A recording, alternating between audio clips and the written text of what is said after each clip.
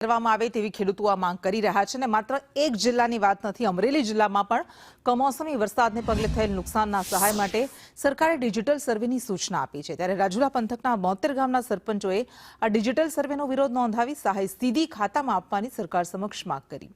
Digital સર્વેમાં અનેક ખેડૂતો સહાયથી વંચિત રહેતા હોવાથી સરપંચોએ ડિજિટલ સર્વે રદ કરવા અને 100% નુકસાનની સહાય સીધી ખાતામાં આપવા તાલુકા વિકાસ અધિકારીને રજૂઆત કરી છે।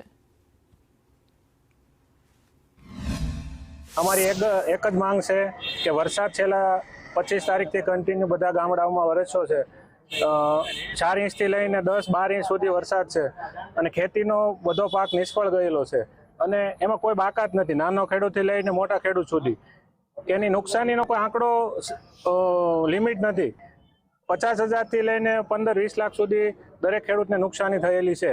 તો સરકારને અમારી એવી વિનંતી છે કે બધા ખેડૂત આવરી લે અને જે એને સહાય આપવાની છે એ ડાયરેક્ટ એના ખાતામાં જમા કરે એવી અમારી માંગણી છે। કારણ કે સર્વે પોસિબલ નથી અત્યારે કરવો, કારણ કે હજી તો રસ્તાઓમાં એટલા બધું પાણી છે, ખેતરોમાં કાદવ કીચડ છે, ખેતરોમાં જવાય એવું નથી।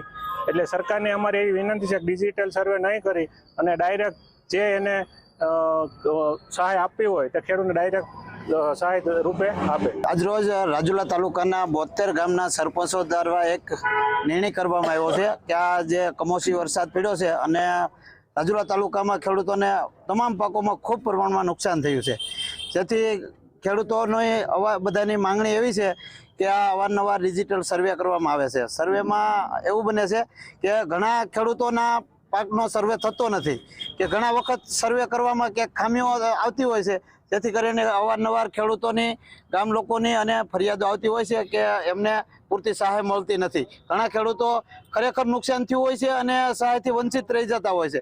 માટે આ વખતે 72 ગામના સરપંચોએ અમારા એસોસિએશન વતી નક્કી કરવામાં આવ્યું છે કે આ વખતે કોઈ ડિજિટલ સર્વે કરવાનો નથી।